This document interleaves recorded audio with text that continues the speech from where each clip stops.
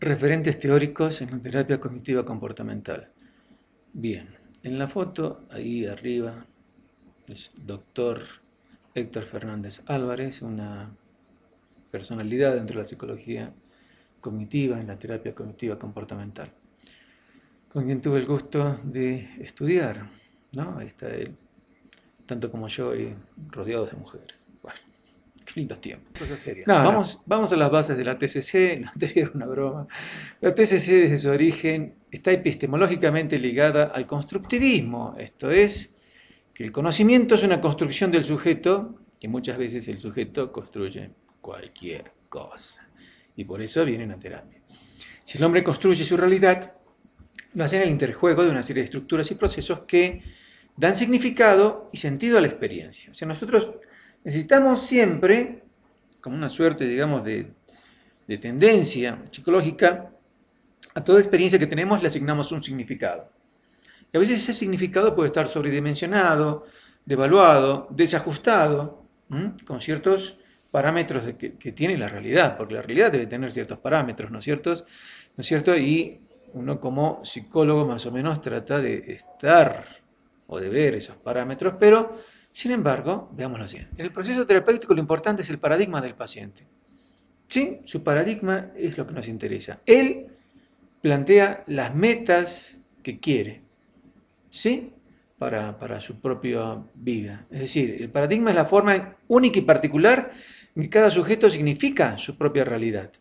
Es decir, nosotros no estamos para decirle, este tiene que ser tu paradigma. No, ya viene con paradigma, nosotros lo vemos, lo observamos y con él vamos descubriendo qué es disfuncional y qué es desadaptativo.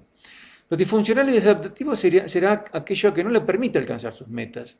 Si una persona quiere tener amigos, ser una persona sociable, etcétera, pero le cuesta mucho, entonces hay algo disfuncional. O también cuando se tiene metas irracionales, ¿no? Como nos habla Albert Ellis, ¿sí? Que nos dice que una meta irracional puede ser hacer todo bien, ¿no? Ser perfecto. Es imposible. No te vas a frustrar, ¿no? Aunque todo el mundo nos quiera, nos acepte, nos valore, bah, puede ser, ¿no? En algún caso, pero no, ni al Dalai Lama lo quieren, que es un tipazo en todo el mundo, ¿no? Que vaya un rato con los chinos a ver cómo lo reciben. La meta en la psicoterapia cognitiva no es buscar un producto, no es que queremos que usted sea así, que tenga estas características, sino que es un resultado, porque la meta es planteada por quien consulta, ¿no? Entonces, alguna vez en alguna sesión, hablando con una chica joven, que me comentaba que, bueno, tenía dos novios, bebía, siempre tenía problemas con la familia, entonces le planteaba yo, ¿esas son tus metas en la vida? Tener, no sé, eh, todos los novios que puedas, ¿no? Todos te valen lo mismo. ¿Son metas tuyas? Y me dice, no. Bueno, entonces es diferente, ¿no? Ahora si ella me dice, sí, no, yo quiero tener eso, sí, eso es para mí la felicidad. Yo no puedo meterle mi moral, ¿no es cierto?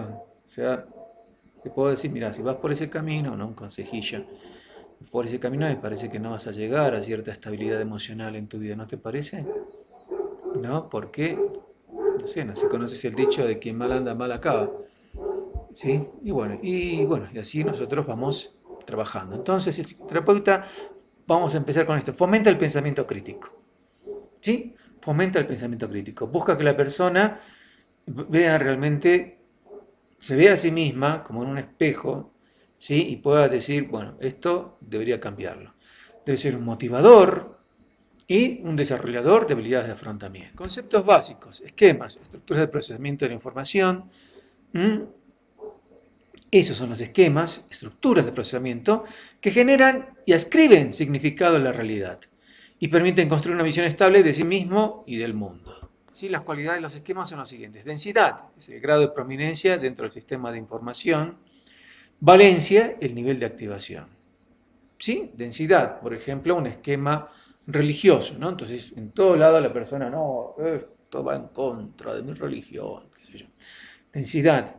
Su valencia, puede estar ahí un esquema inactivo, ¿sí? Un esquema puede estar latente, listo para salir en cualquier momento, en una situación específica, o ser hipervalente, otra vez volvamos al ejemplo, de la persona que tiene fuertes esquemas religiosos, ¿no? Que entonces en todo lado está eso, ¿no? O creencias políticas, por ejemplo. O los que están ahí con el tema de la conspiración. Bien, conceptuales, ¿no? Pueden ser esquemas cognitivos conceptuales porque interpretan un hecho de la realidad, porque le dan afectivos cuando dan respuesta emocional, motivacionales, ¿no? Que nos hacen desear algo, llegar a algo, instrumentales, que nos permiten organizarnos para actuar, y de control porque inhiben o activan ciertas acciones. Los esquemas se organizan entre sí en estructuras mayores, estas se llaman los modos, ¿sí? Que incluyen y activan esquemas de conceptos afectivos, motivacionales, es decir, todos, instrumentales y de control.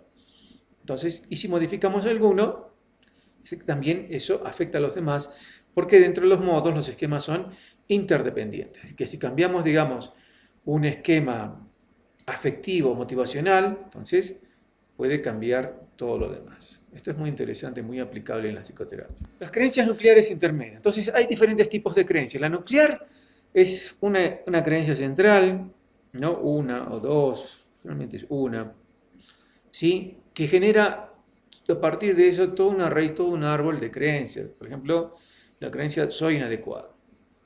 No puede ser una creencia nuclear, aunque básicamente hay dos tipos de creencias, ¿no? Nucleares que son o no soy digno de ser amado o yo no le importo a nadie, más o menos, ¿no? Entonces, pero digamos que se transforma en soy inadecuado y eso va a influir en su propia identidad y en su entorno, ¿no? Y son esquemas muy estables y rígidos y pueden generar fobia social, ¿no? Donde el sujeto tiene una visión de sí mismo como inadecuado, aburrido y que las personas que lo rodean, el entorno, ¿sí? Son excesivamente críticas a él. Las creencias nucleares disfuncionales se favorecen el procesamiento de información congruente con su contenido y generan sesgos atencionales y sesgos de memoria. O sea, hay cosas que no va a ver y hay cosas que no va a recordar. Y funcionan como paradigmas que filtran la información circundante y tienden a autoperpetuarse y mantenerse aún en presencia de datos contradictorios.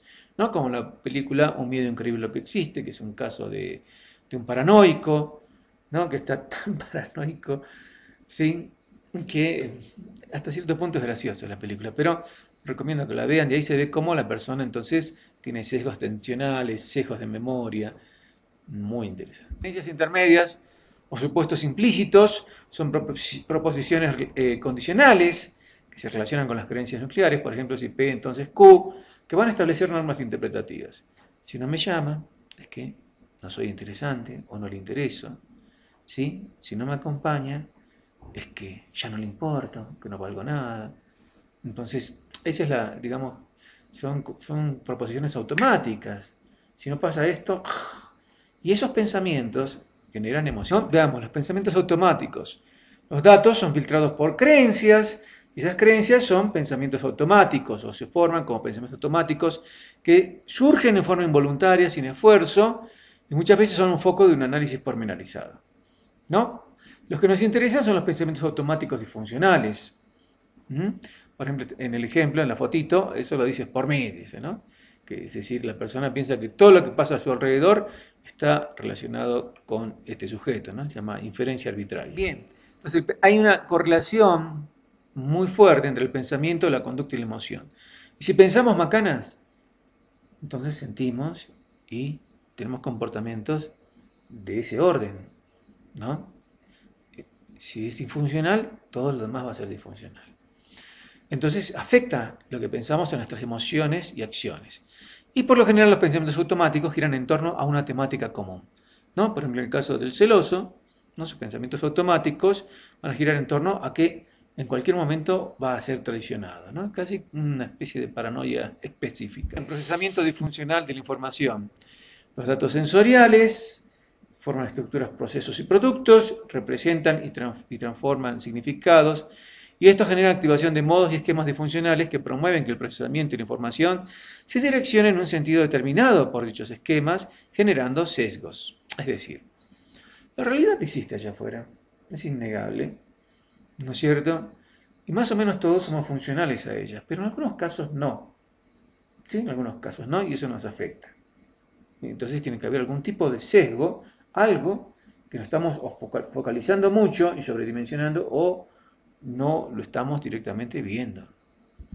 ¿No? Procesamientos disfuncionales, a ver, la lectura de la mente, la predicción del futuro, ¿no? Va a ocurrir esto. Catastrofización, ay, vale, todo. Etiquetamiento, ¿no? Ah, si es chino se come a los perros, perdón con la comunidad asiática, pero esa parte. No, pero es un ejemplo. Generalización excesiva, ¿no? Los hombres son muy malos, no debes confiar. Con esa canción, no sé dónde la saqué. Es una serie vieja. Pensamiento dicotómico. Las personas que tienen, piensan en términos absolutos, ¿no? O todo está bien o todo está mal. ¿No? Pensamiento de todo y nada. Que la vida no siempre es así.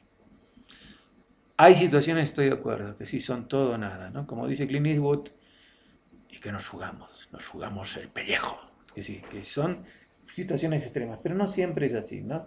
No todo es extremismo, no todo es blanco y negro. También tenemos el sesgo de confirmación, seleccionar las pruebas, ¿no?, que apoyan nuestras creencias, el razonamiento emocional. Si la persona está de buen humor, ¿no?, le salió algo bien, entonces sus pensamientos son todos lindos, ¿sí? Se alegra de todo, y si el pensamiento es negativo, está de mal humor, todos los pensamientos son totalmente negativos. Ni hablemos con esa persona. La personalización o la inferencia arbitraria, ¿no? Pensar que todo pasa porque, no, personalización, que todo tiene, que uno es el centro del universo, prácticamente, ¿no? Todo ocurre porque uno tiene la culpa de todo. La abstracción selectiva, solamente un detalle, y la inferencia arbitraria, sacar una conclusión en ausencia de evidencia suficiente que lo apoye. Esa es la inferencia arbitraria. Y la maximización y minimización es, claro, maximizamos lo que apoya nuestra creencia y minimizamos las contradicciones. Bien, la TCC nos dice que no es importante si estos pensamientos automáticos sean falaces, sino funcionales. Pueden haber ciertos sesgos que son positivos, por ejemplo, un sesgo positivo en casos de depresión, ¿no? La persona que piensa que a pesar de todo vamos a triunfar, ¿no? Tuvo un desastre en su vida, quedó en nada, puede pasar, ¿no es cierto? Una persona que lo pierde todo. Estoy pensando en la etapa de mi vida. ¿No? Y que después se reconstruye, ¿no? Porque dice, no, yo voy a salir adelante, siempre hay una esperanza. Entonces, en este ejemplo, por ejemplo, en esta persona, esas personas piensan que soy un tonto, está adivinando, soy un desastre para hablar, ¿no? Si voy a la fiesta la pasaré mal, ¿no? Adivina el futuro. Están hablando, seguro me critican. Entonces, vamos a ver que con ese pensamiento, en ese ejemplo anterior, el extremo es un fóbico. Bien, fóbico social. Procesamiento automático versus el elaborativo. El procesamiento automático ante una amenaza tiene una respuesta rápida.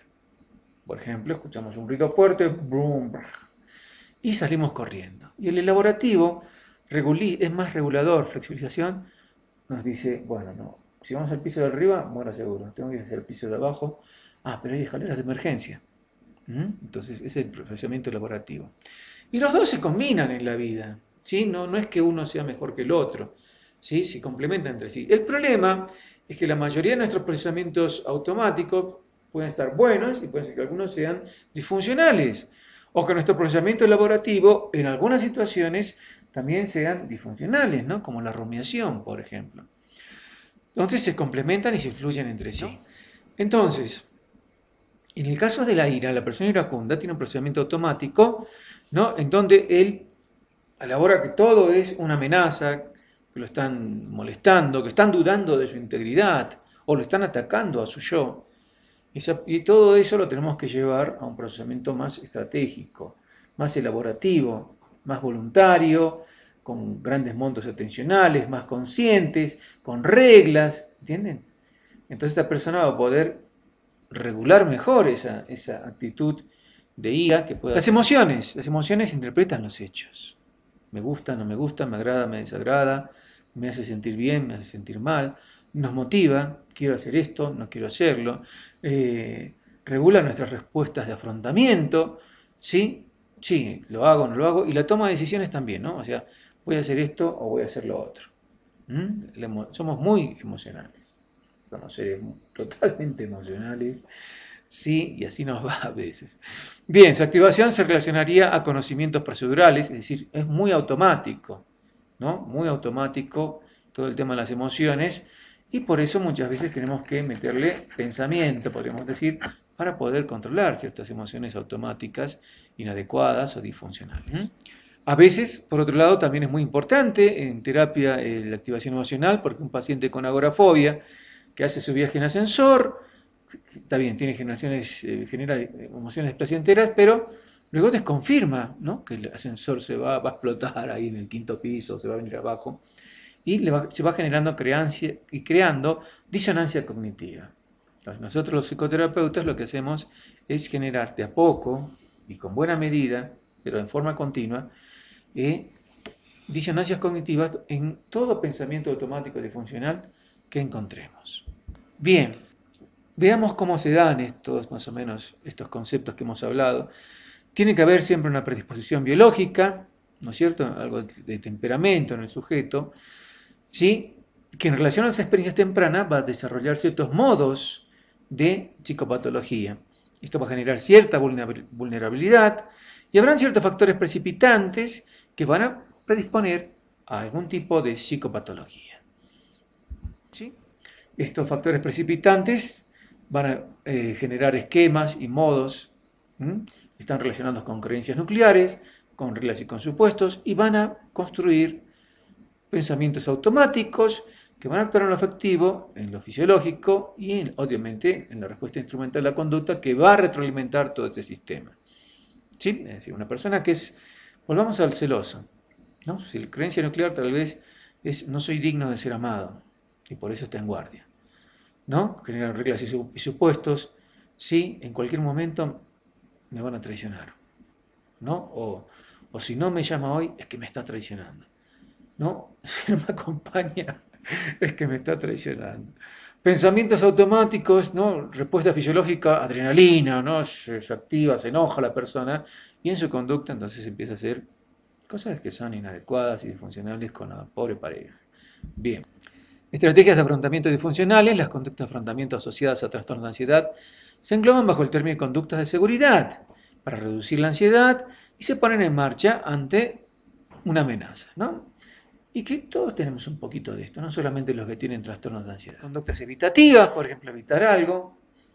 Quiero pedir un aumento. Ahí está mi jefe, no, mejor, no, mañana, ¿no? Mañana. Conductas de huida. Ahí está mi jefe, chao, me escapo. Conductas de reaseguro, ¿no? Conductas de previsión, ¿no? Como evitar la desconfirmación del temor, aumentar la hipervigilancia, ¿no? Entonces el sujeto trabaja más, ¿no? Para no perder el trabajo. Hay estrategias de afrontamiento que son de tipo cognitivo, ¿no? Pero que exacerban la ansiedad, como la rumiación, estar con el mismo tema que va y que viene en la cabeza de uno. Qué feo que es eso. La preocupación, está preocupada. La hipervigilancia, ¿no? Atento a todos los estímulos. El objetivo es que el paciente entre en contacto con determinados pensamientos, imágenes o recuerdos displacenteros, ¿no? Pero que no lo logran. Son como las defensas del yo, ¿sí? Pero que a veces que no funcionan bien. Bien, principios técnicos básicos de la TCC. Sí, hace un rato mezclé el psicoanálisis, pero bueno, disculpen. Principios básicos, empirismo colaborativo, diálogo socrático, descubrimiento guiado. Estos tres son importantes. ¿Por qué estamos hablando de todo esto en psicodiagnóstico? Porque nos va a servir todo el material que recojamos en el trabajo psicodiagnóstico para trabajar en todo esto y estos principios siempre los vamos a utilizar, como el empirismo colaborativo. La relación del terapeuta y el paciente tiene que ser excelente, ¿no? El terapeuta debe ser un caballero, como dicen en Big Man, ¿no? Como dice, un maestro, un prócer del intelecto. Se recomienda alcanzar entonces una relación igualitaria, que el paciente se vea incentivado, que participe en todo el proceso, ¿sí? Entonces sus opiniones son importantes y decirle al psicoterapeuta como hipótesis a comprobar sus opiniones.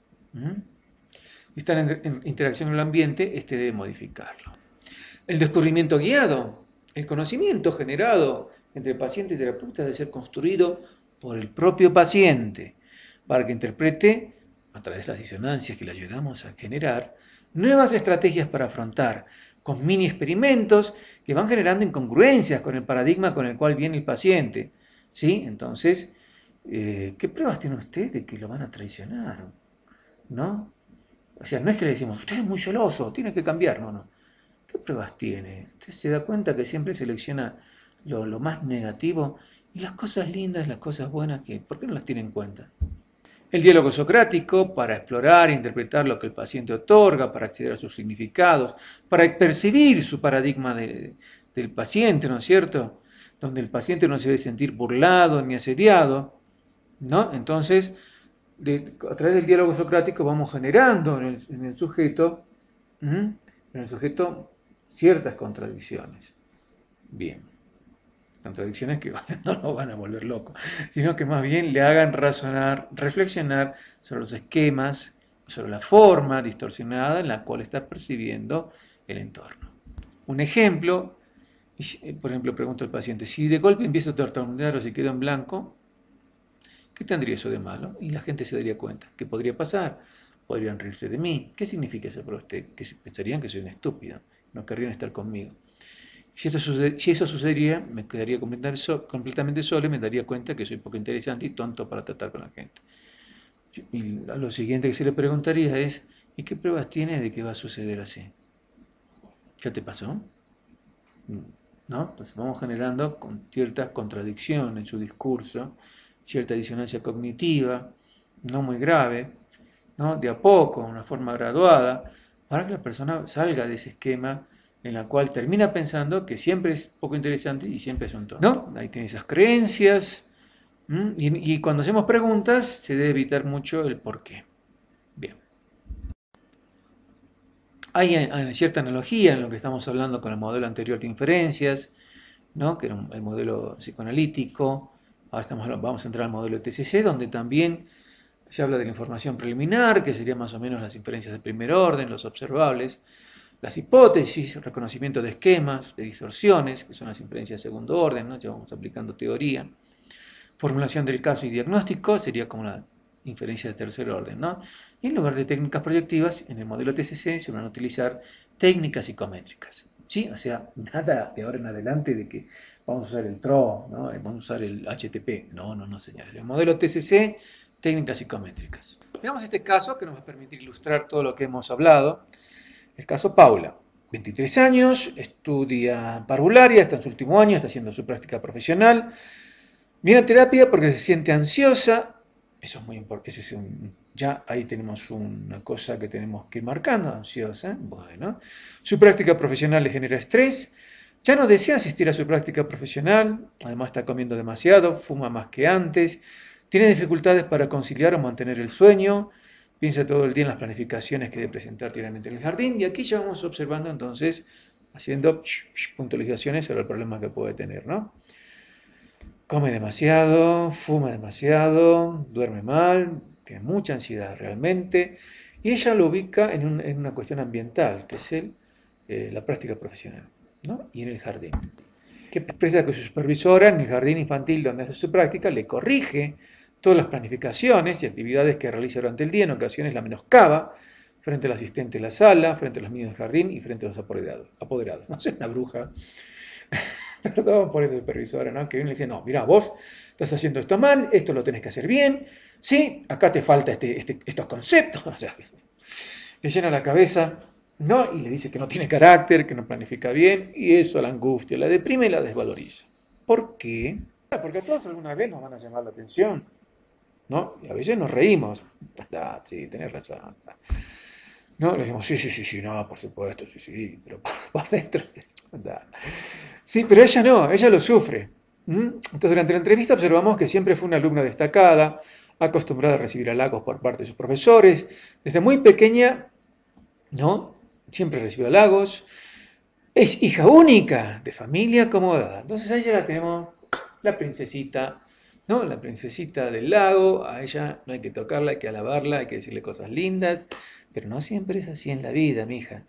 Bien, se observa que en otras áreas de la vida, eso es muy importante, tanto en lo familiar, social y amistades, no presenta dificultades. Entonces ahí vamos descartando que no es fobia social, ¿no? Tiene amigos, tiene vida social.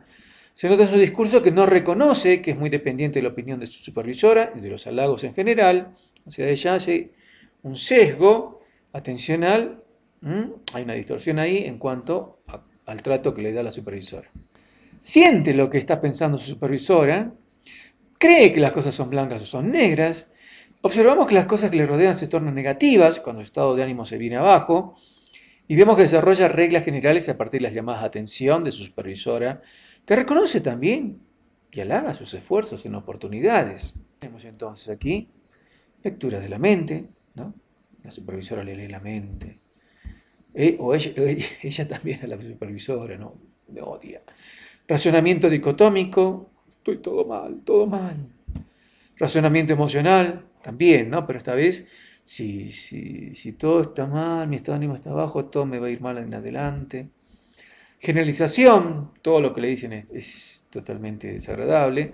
Y abstracción selectiva, lo bueno no lo toma en cuenta. Entonces hacemos algo muy importante que hemos mencionado, que lo vamos a ver en su tema correspondiente, que es la formulación del caso, que es tener en cuenta los antecedentes, los consecuentes, ¿sí? Y cómo se retroalimenta esto, cómo se mantiene ese estado negativo. Entonces, hija única, acostumbrada a ser el centro de atención, en la escuela y en el colegio también, buena alumna, seguramente en la universidad también.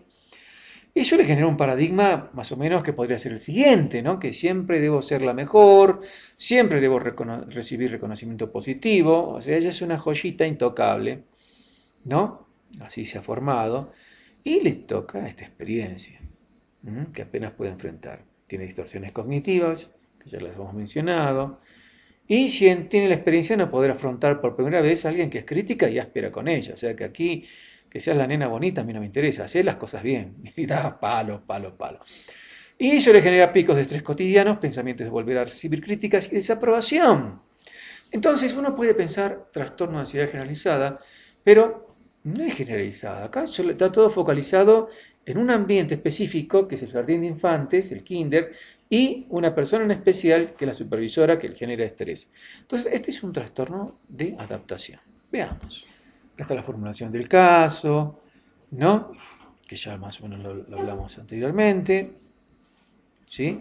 Una chica que recibió demasiado de algo bueno, y que ahora no puede afrontar a alguien que le está criticando todos los días en su práctica. Diagnóstico, decimos trastorno de adaptación, ¿no? Los trastornos adaptativos son cuadros categorizados en el DSM-5 dentro de los trastornos relacionados con traumas y factores de estrés, cuya característica esencial es una respuesta psicológica a uno o varios estresantes, en este caso es la supervisora, identificables, la supervisora, que comportan la aparición de síntomas emocionales o de comportamientos clínicamente significativos, o sea, la ansiedad que se manifiesta en que come mucho, está todo el día pensando en su práctica, está rumiando qué le va a decir la supervisora, ¿no? Síntomas que deben presentarse durante los 3 meses siguientes al inicio del estresante, bueno, ella no sé, ni bien entró a su práctica, obviamente le empezó a surgir todo esto, y la respuesta consiste en un acusado malestar superior al esperable dada la naturaleza del estresante, o un deterioro significativo de la actividad social, profesional o académica. En este caso,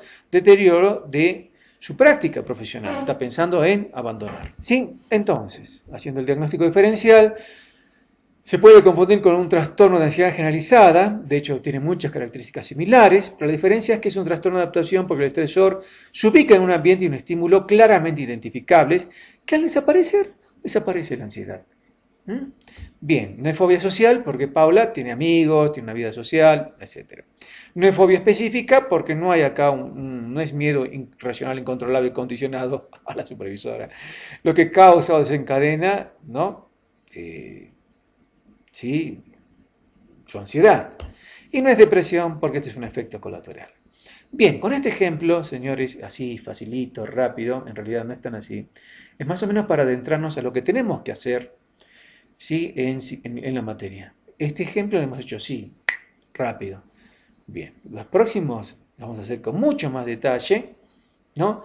Para llegar paso por paso al diagnóstico, ¿sí? Según el DSM-5, y hacer el diagnóstico diferencial para poder realmente decir, bien, aprendí en esta materia con el licenciado Romero.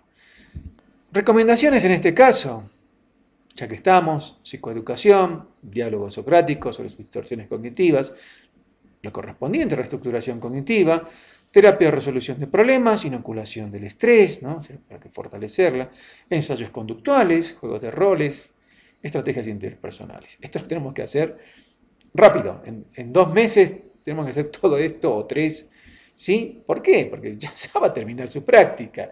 Pero igual tenemos que tener en cuenta que esto le va a servir a futuro, ¿no? Porque a futuro también va a encontrar gente así embromada en el camino de la vida. Y bueno, Con todo esto, con técnicas de relajación como transversal, ¿sí? Esperamos que la señorita, en 3 sesiones de psicoeducación, 3 diálogos socráticos, bla, bla, bla, bla, bla, pueda resolver su problema. Pero bueno, esto, ¿cómo llegamos a las recomendaciones terapéuticas? Eso ya es otra materia, que algún día me invitarán. Bien, gracias, muchas gracias. El cuestionario, hasta pronto.